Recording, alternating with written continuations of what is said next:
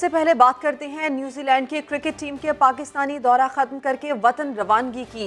Chief executive PCB Wasim Khan का कहना है कि गुज़श्ता 48 घंटे बहुत मुश्किल गुजरे। जुम्मे की रात 3 बजे कीवी सिक्योरिटी ऑफिसर ने फ़ोन पर बताया कि सिक्योरिटी थ्रेट मिला है। पूछने पर भी थ्रेट से मुतालिक तफसील नहीं बताई। दौरा यकतरफा तौर पर ख़त्म किया गया। मामला आईसीसी और न्यूजीलैंड बोर्ड के साथ उठाएंगे। वर्ल्ड कप में न्यूजीलैंड के खिलाफ न खेलने का भी सोचा।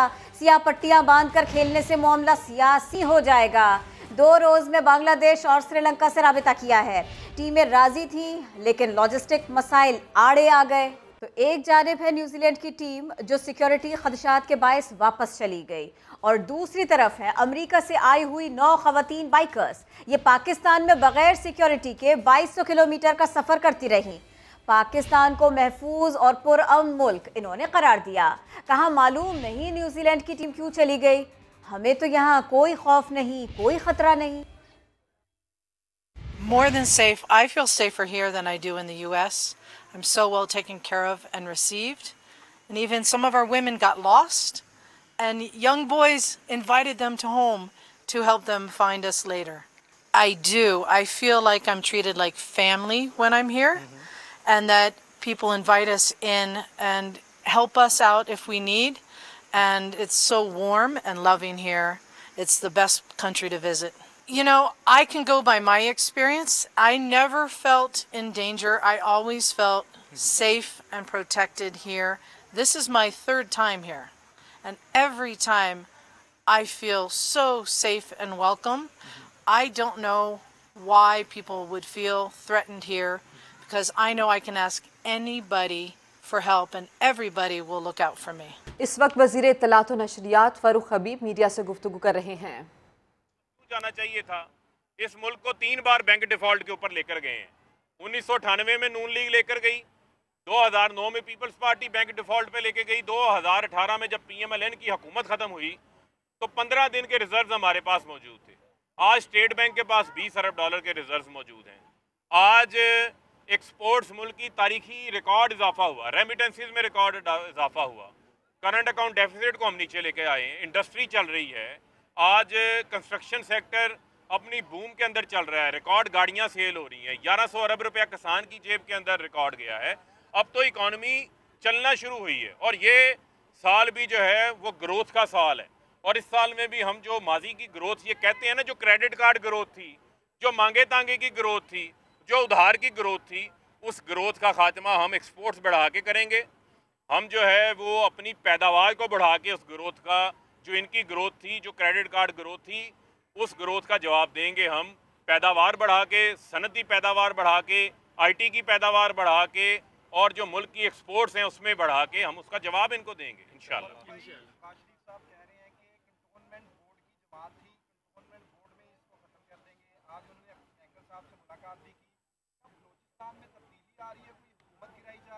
देखें, बलूचिस्तान में तो नून लीग को एक कैंडिडेट नहीं मिला और शहबाज शरीफ की बात का क्या मैं जवाब दूं?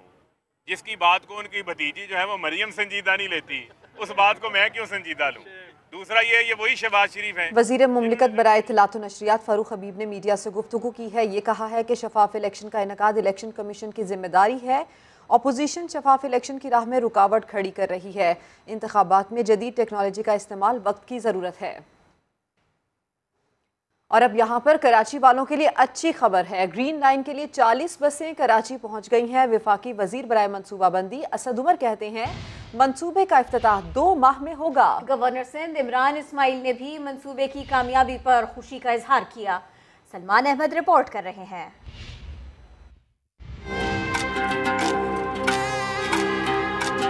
कराची वालों के लिए खुशखबरी, ग्रीन लाइन बसों की पहली खेप पहुंच गई। जहाज लंगर अंदाज होते ही बसें उतारने का आगाज कर दिया गया। हाइब्रिड इलेक्ट्रिक बसों के इस्तिकबाल के लिए वफाकी वजीर असद उमर, अमीरुल हक और गवर्नर सिंध इमरान इस्माइल कराची पोर्ट पहुंचे और कराची वालों को मंसूबा 2 माह में कमर्शियल बुनियादों पर शुरू होने की खुशखबरी सुनाई। शिप के ऊपर 40 बसें आई हैं, ये पहली खेप है और तकरीबन इससे कोई 5 हफ्ते के गैप के बाद दूसरी खेप जो है 40 बसों की आ जाएगी। तकरीबन 2 माह के अरसे के अंदर कमर्शियल ऑपरेशन स्टार्ट हो जाएगा और कराची का ये पहला जदीद ट्रांसपोर्ट का मंसूबा काम करना शुरू कर देगा। वफाकी वजीर असद उमर ने बताया, न सिर्फ ग्रीन लाइन मंसूबा बनाया है बल्कि चलाएंगे भी। न सिर्फ पूरा मुकम्मल करना मंसूबा हमारी वफाक की जिम्मेदारी, पहले 3 साल जो है वो चलाना भी हमारी जिम्मेदारी है। असद उमर का कहना था कि तवातुर से कराची वालों को अच्छी खबरें मिलती रहेंगी। KCR की भी जल्द मंजूरी ली जाएगी। पीर के दिन जो है CDWP की मीटिंग है और जुमेरात को एक्नेक की मीटिंग है। इससे भी ज्यादा बड़ा ट्रांसपोर्ट का मंसूबा कराची के लिए KCR कराची सर्कुलर रेलवे, एक जदीद रेल का निज़ाम, पैसेंजर ट्रैफिक का निज़ाम कराची के लिए, उसकी मंजूरी भी दे दी जाएगी। गवर्नर सिंध इमरान इस्माइल का कहना था, पहला मंसूबा मुकम्मल होने जा रहा है। मिशन में कामयाबी पर खुशी है। बसों की ऑपरेटर कंपनी के ऑपरेशन हेड शाह जमान का कहना था, RD को लैंडेड बसें चलाने के लिए 200 ड्राइवर्स को तरबियत दी जाएगी। तो ये कराची का पहला मेट्रो बस मंसूबा है, यानी ग्रीन लाइन। कब शुरू हुआ, क्या क्या मराहिल अब तक आए, हम आपके सामने रखते हैं। ग्रीन लाइन मंसूबे का संगे बुनियाद फरवरी 2016 में रखा गया। फेज 1 16 अरब 8 करोड़ की लागत से 2017 में मुकम्मल होना था, लेकिन इखराजात 26 अरब तक जा पहुँचे और मंसूबा भी 2017 के बजाय 2021 तक तूल पकड़ गया। पहले इसका रूट पावर हाउस सुरजानी से नुमाइश तक था। सिंध हुकूमत की दरख्वास्त पर बढ़ाकर जामा कलात तक किया गया। मंसूबे की तकमील में MA जिना रोड पर तारीखी इमारतों, बसों को चलाने के लिए सरमायाकारी, सिंध हुकूमत की सतह पर इकदामात भी एक मसला बना। सुरजानी से नुमाइश तक फेज 1 मंसूबा 21 किलोमीटर तवील है, जिसमें 22 स्टेशंस बनने हैं। इब्तिदाई तौर पर 1,35,000 लोगों को यौमिया सहूलत मिलेगी, जबकि मंसूबे की तोसी के बाद रोजाना 3 लाख मुसाफिर सफर कर सकेंगे। हुकूमत ने अक्टूबर से बसें चलाने का ऐलान तो कर दिया, लेकिन मंसूबे के फेज 2 पर काम अब भी बाकी है। कराची पोर्ट पर पहुंचने वाली ग्रीन लाइन बसों में क्या सहूलियात होंगी और बस में क्या क्या सिस्टम मौजूद है, ये जानते हैं समा के नुमाइंदे सलमान अहमद से। सलमान, बताइए जरा। जी देखिए, इंतज़ार की घड़ियां ख़त्म हुई और ग्रीन बसें कराची में पहुंच चुकी हैं। 2 माह बाद बताया जाता है हुकूमत की जानिब से, वफाकी हुकूमत की जानिब से, कि ये मंसूबा शुरू कर दिया जाएगा। कैमरामैन मरगूब से मैं कहूँगा कि वो मेरे साथ आके आपको दिखाएंगे कि ये है ग्रीन बस की ड्राइविंग सीट, जहाँ पर ड्राइवर के लिए भी एक बहुत ही सहूलत वाली उम्दा कुर्सी यहाँ पर सीट मौजूद है, जिसमें वो ड्राइविंग कर सकेगा। इसके अलावा यहाँ पर ख़वातीन की नशिस्तें मौजूद हैं। 150 मुसाफिर यहाँ पर जो है वो सफ़र कर सकेंगे और 110 अफराद जो है वो खड़े होकर सफ़र करेंगे। 40 अफराद यहाँ पर बैठ के सफ़र करेंगे। इसके अलावा ख़ास तौर पर यहाँ पर माजूरों के लिए जो है नशिस्त रखी गई है। जो माजूर अफराद होंगे या बुजुर्ग अफराद होंगे, उनके लिए ये नशिस्तें यहाँ पर रखी गई हैं, ताकि वो आराम से यहाँ पर जो है वो नशिस्त पर जो है वो बैठ सकें। इसी बस के अगर मैं बाहर चल के आपको दिखाऊँ, बस में जो लचकदार जो सिस्टम बनाया गया है, वो लचकदार सिस्टम ये है कि अगर बस जब ग्रीन लाइन जब टर्न होगी तो उसमें मददगार साबित होगा लचकदार सिस्टम, ताकि जो है वो टर्न कर सके। हाइब्रिड है, इसके अलावा बैटरी भी जो है वो इसकी चार्ज होती है। इसके अलावा जदीद सिस्टम, जदीद सहूलियात से मैसर ये ग्रीन बस कराची वालों को तोहफे में दी गई है। जी सलमान अपडेट कर रहे थे। अभी भी थोड़ा इंतज़ार है कि ये सड़कों पर रवा दवा दिखाई दे, शहरी इसका फ़ायदा उठाएं। बावजूद इसके मामला यहाँ तक तो आया। अपोजिशन लीडर सिंध हलीम आदिल शेख ने इसीलिए तनकीद की। पीपल्स पार्टी हुकूमत के नामुकम्मल मंसूबे गिनवा दिए। कहा, सिंध हुकूमत 2016 से अब तक 4 किलोमीटर की ऑरेंज लाइन नहीं बना सकी। 13 साल में 1161 अरब रुपए ट्रांसपोर्ट पर खर्च किए गए और शहरियों को मिली सिर्फ और सिर्फ जनाजा बस सर्विस। तेरा शो जरदारी, 13 साल में ट्रांसपोर्ट पर 1161 अरब रुपए खर्च हुए और मिला क्या, ये जियाला बस सर्विस, ये जनाजा बस सर्विस, ये मैयत गाड़ियां इन्होंने हमें ट्रांसपोर्ट के लिए दे दी है। सुनते ना भाइयों, कराची वालों, ये है असल चेहरा जो पीपल्स पार्टी ने किया। ऑरेंज लाइन इसका 2016 में इफ्ताह हुआ था और 4 किलोमीटर का ये सिर्फ रोड है। 2016 से आज तक 4 किलोमीटर रोड ये नहीं बना सके। मलिर हाट से नुमाइश तक रेड लाइन नजर आई किसी को? देखिए किसी ने? 13 साल में पीपल्स पार्टी एक बस, 13 बसें तो क्या एक बस नहीं दे सकी। 3 साल में अल्हम्दुलिल्लाह आज मैं कहना चाहता हूँ शुक्रिया कप्तान, शुक्रिया इमरान खान। सिंध हुकूमत तारीख पे तारीख देती रही, लेकिन विफाक ने अमल करके दिखा दिया। सिंध के साबिक वजीर बराए ट्रांसपोर्ट नासिर हुसैन शाह कराची में बसों के हवाले से क्या कुछ कहते रहे, आपको दिखाते हैं।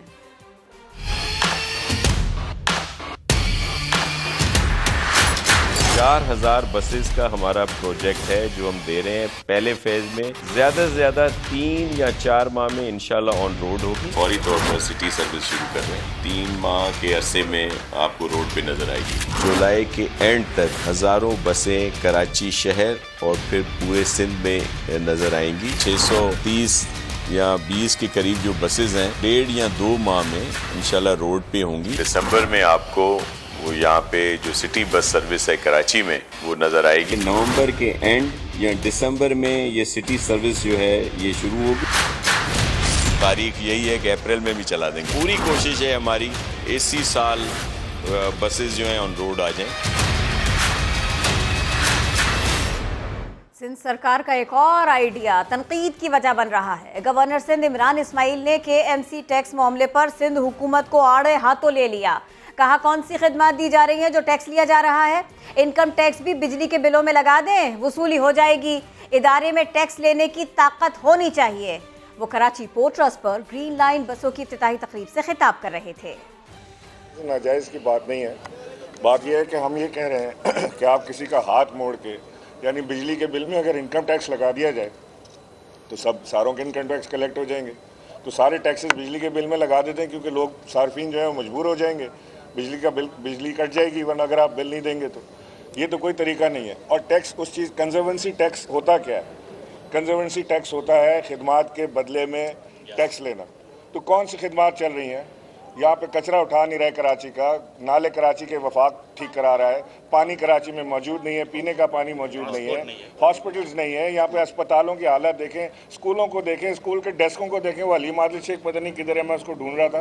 वो सुबह जाके बसों की हालत दिखा के आया है, वो बसों की हालत देखें। ये सारी चीज़ें पहले इनको तो ठीक कराए ना, उसके बाद सारी बात करें। और टैक्स लेने की ताकत इदारे के अंदर खुद होनी चाहिए, ना कि वो दूसरों के कंधे पे चढ़ के इलेक्ट्रिक से जाके सारों के टैक्सेस। जमहूरियत के लिए सबको मिलकर काम करना होगा। अपोजिशन लीडर शहबाज शरीफ कहते हैं सूबों के एहतराम के साथ उनके वसाइल अवाम तक पहुँचाना होंगे। शहबाज शरीफ कराची में BNP के सरबराह सरदार अख्तर मेंगल की रिहाइश का पहुँचे और उनके वालिद के इंतकाल पर ताज़ियत की। मीडिया से गुफ्तगू में शहबाज शरीफ का कहना था कि अताउल्लाह मेंगल ने आइन का बोलबाला करने के लिए कोशिशें की। कायद आज़म के ख्वाब की ताबीर करनी है तो तमाम सूबों को साथ लेकर चलना होगा। तमाम सूबों का हमें एहतराम करना होगा। उनके अवाम को उनके वसाइल उन तक पहुँचाने होंगे और जमहूरी निज़ाम को फ़रोग़ देने के लिए, जमहूरियत के लिए मिलकर हमें सबको काम करना होगा। और अगर छोटे सूबे बलूचिस्तान पाकिस्तान का सबसे बड़ा सूबा है, जोग्राफियाई लिहाज से, आबादी के लिहाज से सबसे छोटा सूबा है, लेकिन उसकी महरूमियाँ देखें, फासले देखें, वहाँ पर उनके जो पानी का मसला है, वहाँ पर बिजली का। इस दौरे से ये तो तय है कि मुस्लिम लीग नून के सदर मियाँ शहबाज शरीफ ने सियासी महाज खुद संभाल लिया है। अब शहबाज शरीफ गुजरावाला, फैसलाबाद, मुल्तान समेत दीगर शहरों का दौरा भी करेंगे। इसी सब पर रिपोर्ट करेंगे इमरान शफकत। वोट को इज्जत दो, वोट को इज्जत दो। अब वोट को इज्जत दो नहीं, खिदमत को वोट दो का पैगाम चलेगा। मुस्लिम लीग नून के सदर शहबाज शरीफ ने सियासी मैदान की कमान अपने हाथों में लेने का फैसला कर लिया। शहबाज शरीफ आज कराची में तंजीम साजी के अहम फैसले करेंगे।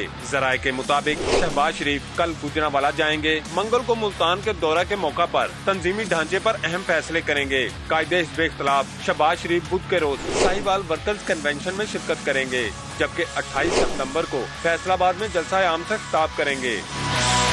शहबाज शरीफ के सियासी मैदान में एक्टिव होने के साथ साथ हमजा शहबाज ने भी कमर कस ली है। वो आइंदा हफ्ते जनूबी पंजाब का सियासी महाज संभालेंगे।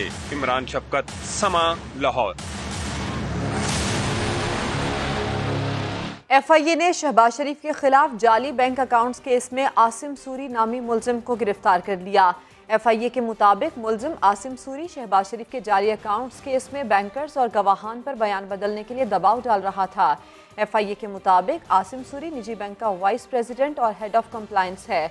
दूसरी जानिब FIA ने साबिक डायरेक्टर FIA लाहौर अजहर महमूद के आसिम सूरी से राबतों के इंकशाफ पर गिरफ्तारी के लिए टीम्स तश्कील दे दी हैं। अजहर और मुलजिम आसिम के दरमियान मोबाइल चैटिंग का रिकॉर्ड कब्जे में ले लिया गया है। सिर्फ PMLN नहीं, ऑपोजिशन की दीगर जमातें भी इन सब पर तबसरा किया। वज़ीर इत्तलात फवाद चौधरी ने ऑपोजिशन को नालायक बच्चा करार दे दिया। कहा चीफ इलेक्शन कमिश्नर इंतखाबी इस्लाहात की राह में रुकावट है। तौहीन अदालत की कार्रवाई का इंतबाह कर दिया। वज़ीर science and technology Shibli Faraz कहते हैं ऑपोजिशन को EVM का मामला 2028 तक खींचने में कामयाब नहीं होने देंगे। शहजाद अली रिपोर्ट करेंगे।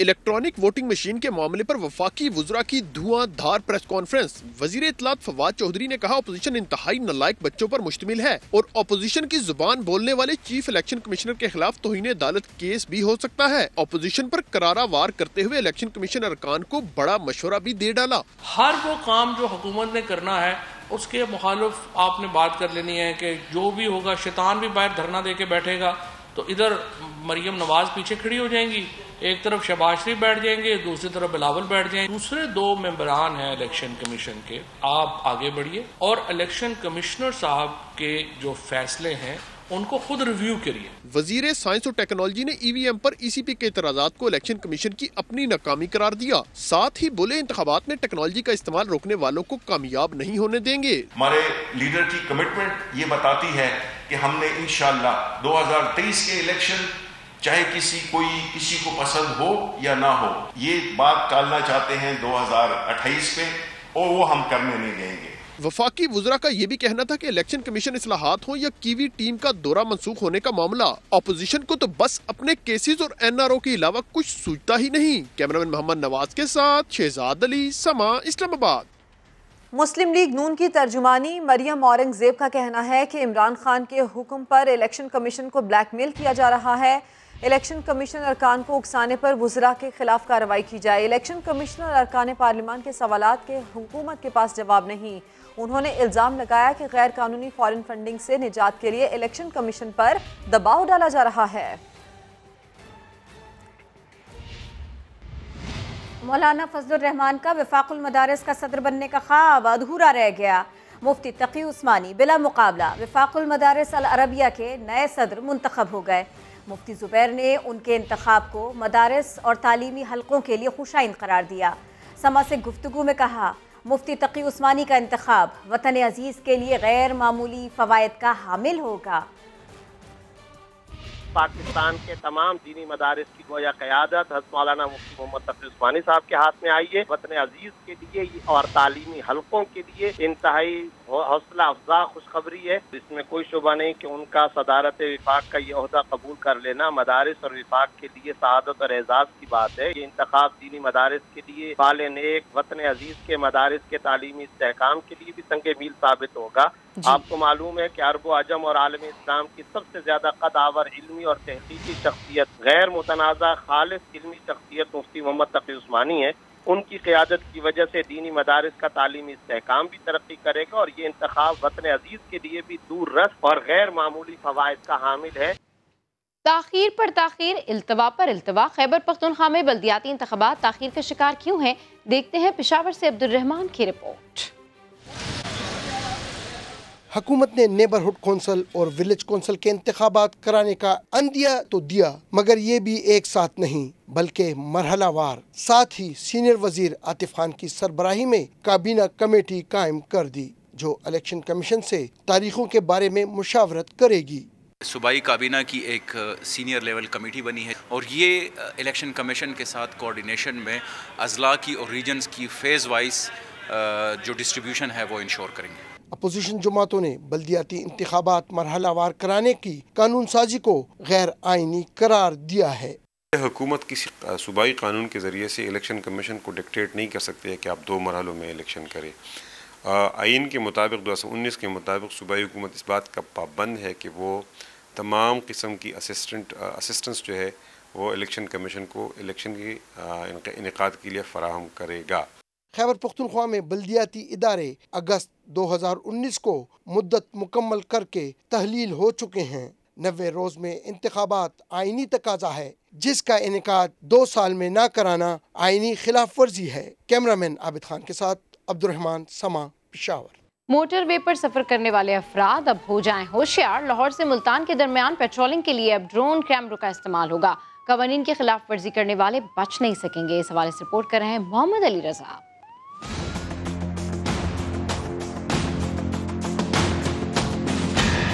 मोटरवे के कवानीन को नजरअंदाज मत करें, क्योंकि आप हर वक्त कैमरे की नजर में हैं। ड्रोन कैमरे चलती गाड़ियों की रिकॉर्डिंग करेंगे। जहां खिलाफ वर्जी हुई फौरी एक्शन होगा। LEA 2655 थर्ड लेन वायलेशन कर रही है, इसको रोक लें। मोटर पुलिस ने हमेशा से जो है नई टेक्नोलॉजी इस्तेमाल की है, ड्रोन टेक्नोलॉजी इस्तेमाल कर रहे हैं। इसमें बेसिकली हमारा मकसद तो ये है कि लोगों की सेफ्टी इंश्योर की जाए। हुकाम कहते हैं कि ड्रोन कैमरों के इस्तेमाल से जुराइम की रोकथाम में भी मदद मिलेगी। हादसात की शरह में भी कमी मुतवक्के है। कोई भी वायलेशन जो हम नोट करते हैं वो कम्यूटेटर को, जिसे हम फाइन करने लगे हैं, उसे हम दिखाते हैं और उसे सेटिस्फाई करके उसे टिकट देके फिर भेजते हैं।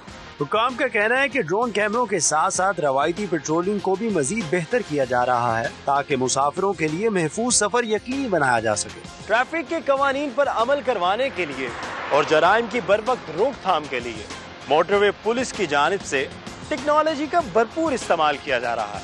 कैमरामैन इशफाक अब्बासी के साथ मोहम्मद अली रजा, समा, लाहौर। और अब मौसम की बात कर लेते हैं। कराची वालों तैयारी कर लो, अगले हफ्ते से कराची समेत सिंध भर में गरज चमक के साथ बारिशें हो सकती हैं। ऐसा अलर्ट जारी किया गया है। इसी सब के ऊपर बात करेंगे। समा की नुमाइंदा जमजम सईद हमारे साथ हैं। जी जमजम, अलर्ट आ गया, क्या तफसील है इसकी? जी बिल्कुल, महकमा मौसमियात ने अगले हफ्ते से कराची समेत सिंध भर में बारिशों का अलर्ट जारी कर दिया गया है। 23 सितंबर से 25 सितंबर के दौरान तेज हवाओं और गरज चमक के साथ बारिश होगी। महकमा मौसमियात का मजीद कहना है कि इस दौरान चंद मकामात पर मूसलाधार बारिश भी हो सकती है। कराची समेत सिंध के मुख्तलिफ अजला में आंधी के बायस नुकसान का खदशा है, जबकि बारिशों का आगाज 23 सितंबर की शाम से जो है वो होगा। जी बहुत शुक्रिया जमजम, आपने अपडेट किया। अब आपको ये बताएं कि एफबीआई का टैक्स गोशवारे जमा करवाने की तारीख में तौसी ना करने का फैसला। वाज़ेह कर दिया कि गोशवारे जमा करवाने की आखिरी तारीख 30 सितंबर ही है। गोशवारे जमा ना करवाने पर जुर्माना और कैद भी हो सकती है, ये कहा गया है। एफबीआई का टैक्स गोशवारे जमा करवाने की तारीख में तौसी ना करने का फैसला सामने आ चुका है। ये भी वाज़ेह किया गया है कि गोशवारे जमा करवाने की आखिरी तारीख 30 सितंबर है। कोरोना की चौथी लहर के बारे में आपको बताएं। 24 घंटों में मजीद 71 अफराद इंतकाल कर गए। 2580 नए केसेस सामने आए। मजमूई तौर पर मुस्बत केसेस की शरह कम होकर 4.6% पर आई, लेकिन पंजाब में केसेस बढ़ रहे हैं। 1185 केसेस रिपोर्ट हो चुके। 31 मरीजों की जान गई। रावलपिंडी में मुस्बत केसेस की शरह 9%, मुल्तान में 9.8 और लाहौर में 8.4% रही। खैबर पख्तूनख्वा में डेंगू के बार भी तेज होने लगे। पेशावर के मुख्तलिफ इलाकों में केसेस सामने आ रहे हैं। इस हवाले से रिपोर्ट करे राहम यूसुफ ज़ई। पेशावर में कोरोना केसेस में इजाफा बरकरार, साथ ही मौसम क्या तब्दील हुआ। डेंगू वायरस ने भी हमला कर दिया। तहकाल, पिश्तखरा, सुबह संग और बाड़ा में डेंगू वायरस तेजी से फैलने लगा। पहला बुखार था और सारा जिस्म पे दर्द था, ये अलामत। फिर हम डबगारी गार्डन हमायूं के पास है, उसने टेस्ट वगैरह करवाए, उसमें पता चल गया। माहिरीन सेहत के मुताबिक कोरोना से बचाव के साथ साथ आवाम की डेंगू मच्छर से भी एहतियात ज़रूरी है। बहुत ज़्यादा मरीज़ है हमारे पास कोरोना के, और हमारे पास जो सहूलियात है वो भी लिमिटेड है। हमारे पास इतनी सहूलियात नहीं है कि हम बहुत ज़्यादा पेशेंट को यहाँ पर एडमिट करें और उनको वो इलाज फराहम करें। इस वक्त खैबर टीचिंग अस्पताल में 20 और हैदराबाद मेडिकल कॉम्प्लेक्स में 5 मरीज जेर इलाज हैं। कैमरामैन आबिद खान के साथ रहम यूसुफ ज़ई, समा, पेशावर। अफसोसनाक खबर रहीम यार खान की तहसील सादिकाबाद से, जहाँ गुज़िश्ता रोज़ लापता होने वाले 2 बच्चों की लाशें नहर से मिल गईं। पुलिस के मुताबिक सादिकाबाद के इलाके हैदर कॉलोनी से गुज़िश्ता रोज़ 2 बच्चे लापता हो गए थे। तलाश के दौरान आज नहर से दोनों की लाशें मिली हैं। इब्तिदाई तफ्तीश में मालूम हुआ कि बच्चे नहाने गए थे और लापता हो गए। मौत की हतमी वजह पोस्टमार्टम रिपोर्ट में वाज़ेह होगी। कनकोट की शाहराहें गंदे पानी में डूब गई हैं। शहरी जनाजे को कब्रिस्तान से ले जाने के लिए भी गंदे पानी से गुजरने पर मजबूर हैं। शहरियों का कहना है कि मसन मोड़ समेत शहर की अहम सड़कों पर गंदा पानी जमा है, जिसके बायस मकीनों को मुश्किलात का सामना करना पड़ रहा है। सफाई सुथराई के लिए म्यूनसिपल कमेटी और पब्लिक हेल्थ को कई बार दरखास्तें दी गई हैं, लेकिन कोई सुनवाई नहीं हुई। एक अच्छी खबर भी आपको देते हैं। इंसदाद पोलियो मुहिम के अच्छे नताइज सामने आने लगे। मुल्क पोलियो वायरस खत्म होने के खासा करीब पहुंच गया। मजीद बात होगी, समा की नुमाइंदा अरहम खान हमारे साथ हैं। अरहम खान, ये कितनी बड़ी कितनी अच्छी खबर है पाकिस्तानियों के लिए, हमारे बच्चों के लिए? किरण, बहुत अच्छी खबर है। पाकिस्तान में पोलियो वायरस जो बहुत अरसे से हमारे पास इतने केसेस सामने आ रहे थे कि सब परेशान होते थे, अब एक अच्छी खबर सामने आई है कि गुज़िश्ता 7 माह के दौरान पोलियो का जो केस है वो मुल्क में रिपोर्ट नहीं हुआ। सिर्फ एक केस जो सामने आया था वो जनवरी में बलूचिस्तान से सामने आया था, यानी रवां साल पोलियो का सिर्फ एक केस अभी तक रिपोर्ट हुआ है। और गुज़श्ता साल की अगर हम बात करें तो पाकिस्तान में इस वक्त तक 75 पोलियो के जो केसेस थे वो रिपोर्ट हो चुके थे। इसके अलावा माहौलियाती नमूनों में जो 55% से ये गिरकर 12% जो शरह इनकी रिकॉर्ड की गई है। और 20 सितंबर यानी पीर से मुल्क भर में तीसरी कौमी इंसदाद पोलियो मुहिम का आगाज भी किया जा रहा है। 4 करोड़ से ज्यादा 5 साल तक की उम्र के बच्चों को पोलियो से बचाव के कतरे पिलाए जाएंगे। 2,90,000 जो पोलियो वर्कर्स हैं वो इस मुहिम में हिस्सा ले रहे हैं। विटामिन ए की इजाफी खुराक भी दी जाएगी ताकि बच्चे जो डायरिया, नमूनिया और जो खतरा है से महफूज रहे। बहुत शुक्रिया अरहम। क्वेटा का सब्जिल रोड कई साल से टूट फूट का शिकार है, जिसकी वजह से ट्रैफिक हादसात मामूल बन गए हैं। इसके साथ साथ धूल मट्टी से भी शहरी परेशान हैं। नाम मोहम्मद इकबाल है, मैं सब्जिल रोड के लिए रिंदाबाद के रिहायशी हूँ।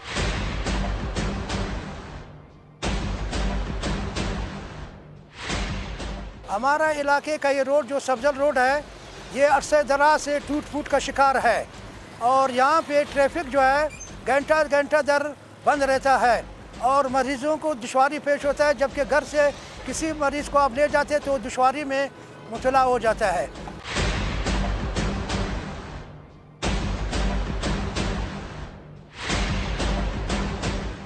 हमारे इलाके में कचरे का ढेर जगह जगह लगा हुआ है, जिससे जो है ना बीमारियाँ फैल रहे हैं और ख़ासतौर वो बीमारियाँ जो सांस की बीमारियाँ, आलूदगी और गद्द गुबार की वजह से लोग जो है ना सख्त बीमार हो रहे हैं।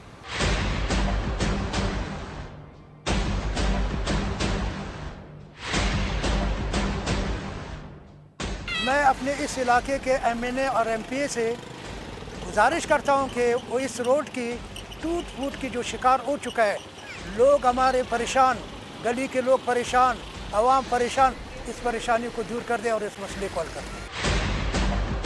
पंजाब फ्लावर मिल्स एसोसिएशन ने महकमा खुराक की गंदम इजरा पॉलिसी मुस्तरद कर दी। इसी पर बात करेंगे। समा के नुमाइंदे मोहम्मद लुकमान हमारे साथ हैं। लुकमान, क्यों मुस्तरद की इन्होंने, क्या कबाहत है, क्या मसाइल हैं? जी बिल्कुल, ये हुकूमत की तरफ से एक पॉलिसी का जो इजरा का ऐलान हो गया था और उसका जो आगाज कल से होना था, लेकिन फ्लावर मिल एसोसिएशन का कहना है कि जो सरकार ने कीमत मुकर्रर की गई है वो ज्यादा है। असूलन जो कीमत जो है वो 1875 होनी चाहिए थी, लेकिन ये कीमत जो है 1950 रुपये मुकर्रर की गई है। जिस तरह 150 रुपए का तकरीबन फर्क है, जो कि बहुत बड़ा फर्क है उनको। दूसरा जो ग्राइंडिंग चार्जेस हैं वो बहुत कम दिए जा रहे हैं उनको। इसको ग्राइंडिंग चार्जेस जो ज्यादा लिए जा रहे हैं, बल्कि कम दिए जा रहे हैं। तो 600 रुपया उन्होंने डिमांड किया था, 400 दे रहे हैं। इसी तरह उनका कहना है कि जो हुकूमत ने तय किया है कि ये कीमत जो है वो 1100 का थैला होगा, जो कि मुमकिन नहीं है। अभी अगर वो इस कीमत में नहीं जिसमें हुकूमत देना चाहते 1147 का थैला पड़ेगा, जो कि उस मार्केट में जाते जाते इससे भी महंगा होगा। जो हुकूमत का ख्वाब है कि जो इसको 1800 वो नहीं हो पाएगा। ठीक है, बहुत शुक्रिया, आपने अपडेट किया। अब आपको बताते हैं, इस्लामाबाद में सजा खवातीन के हाथों से बनी घरेलू इस्तेमाल और आराइशी अशिया का एक रोज़ा मेला। और यहाँ पर देखने को मिली सकाफती रंगों की बहार। फरार रब्बानी रिपोर्ट करेंगी। ये है पाकिस्तान की हुनरमंद खवातीन के दस्ते हुनर का कमाल। इस्लामाबाद में सजे क्राफ्ट बाजार में सकाफती धनक के रंगों में रंग बिरंगे कपड़े और जूते, खवातीन दस्तकारों के हाथों बने खूबसूरत जेवरात और गुड़ियाएं भी तवज्जो का खास मरकज रहीं।